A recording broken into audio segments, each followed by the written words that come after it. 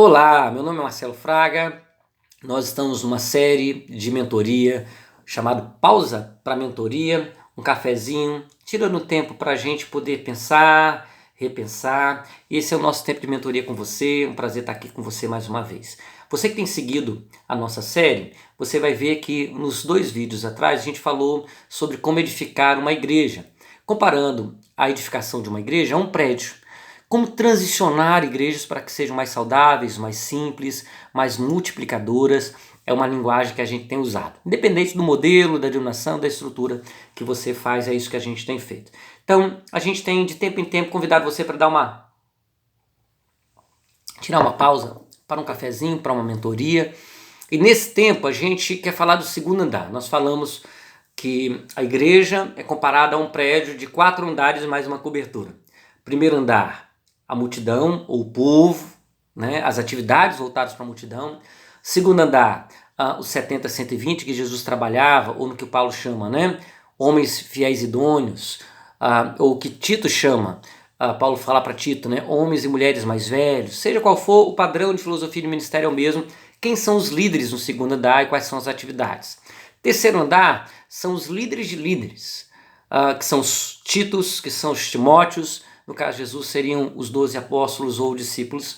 E o quarto andar, então, é o líder principal, aonde, né, no caso de Jesus era Jesus, no caso de Paulo, né, era Paulo, tanto para Tito como para Timóteo. E a gente tem falado sobre a cobertura, que é a questão da mentoria e do cuidado sobre a sua vida. Então, falamos no vídeo anterior sobre a importância de como trabalhar um pouco mais o primeiro andar, e hoje a gente quer falar como trabalhar um pouco o segundo andar. O segundo andar é voltado para a liderança, para os líderes. Quais são atividades durante a semana para o segundo andar que você tem? É importante você ter atividades no segundo andar, que são para os líderes, né, de um prédio, de um edifício, que a gente está comparando com uma igreja, que são atividades semanais ou quinzenais. A maioria das igrejas acabam tendo atividades mensais para a liderança. Isso fica muito complicado. Por quê? Porque a igreja vai crescendo do tamanho, né, que ela vai desenvolvendo também os seus andares, tá joia? Então é importante, você precisa desenvolver algumas atividades para a liderança que sejam semanais ou quinzenais. Lembre-se, Jesus, 1 ano e meio, metade do seu ministério, ele gastou investindo tempo no primeiro andar. Mas gradativamente ele já estava trabalhando com aqueles que seriam parte do segundo andar. Chega um momento que você tem que mudar o seu foco para o segundo andar, ou seja, para os líderes. E aí quando você muda esse foco, quando você muda para o segundo andar, você vai no primeiro e vai no segundo. O segundo andar você precisa ter atividades semanais ou quinzenais. Mensais fica muito complicado, porque um líder seu falta uma reunião de segundo andar, e aí você tem tempo com ele só a cada 2 meses se ele faltar, se a reunião for mensal. Mas se sua reunião for semanal, quinzenal, você tem mais ritmo com ele, você tem mais velocidade com ele, você tem mais compromisso com ele. Então, o que Jesus fazia nas atividades de segundo andar, ou seja, nas atividades para líderes? Então você vai ver esse processo quando Jesus está com 70, 120. Algumas coisas Jesus fez.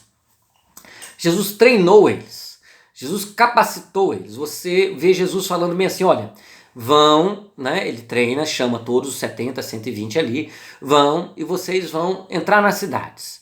E entrando nas cidades, vocês vão ministrar nas cidades. Como? E aí Jesus dá recomendações de como que eles devem ministrar na cidade. Não somente isso, Jesus fala, olha, quando vocês voltarem a gente vai trabalhar um pouquinho mais do que vocês fizeram.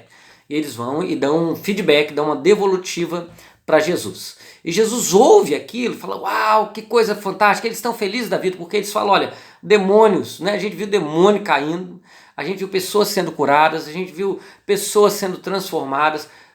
Quantas coisas foram feitas através de nós, nem acreditamos. E Jesus ainda dá um outro retorno para ele, olha, não fiquem tão felizes por tudo isso que aconteceu. Fiquem mais felizes porque o nome de vocês está escrito no livro da vida. Então, Jesus ele tem um processo de treinamento e capacitação para o segundo andar. Essa é a palavra-chave para você que está investindo na liderança. Como você investe no segundo andar e qual é o ritmo? Qual o alimento que você dá? E no segundo andar, o que Jesus fazia? Treinamento, capacitação. Jesus tinha uma cultura de capacitação. No primeiro andar, Jesus tinha uma cultura de esperança. Mas no segundo andar, a cultura era diferente. Era uma cultura de capacitação, de treinamento, de liderança. Era isso que Jesus fazia no segundo andar. Ele treinava as pessoas. A gente usa algumas linguagens para te ajudar a treinar líderes, né? A primeira coisa que Jesus fazia era o que a gente chama de dicas. Quais são dicas para você? Dicas é um acróstico. Primeiro D de dicas é demonstrar. Como Jesus treinava? Primeira coisa que ele fazia era demonstrar. Ele fazia para que as pessoas estivessem vendo como fazer. A demonstração é extremamente importante. É um processo de modelagem que a gente precisa fazer na vida dos nossos discípulos, na vida dos nossos líderes. Segunda coisa, ele instruía. Mas ele não instruía só de qualquer forma, ele instruía passo a passo, do dicas, instruir. Então ele instruía em como fazer, ele mostrava e depois instruía, ele demonstrava e depois instruía. Terceira coisa que Jesus fazia era confirmar em ação.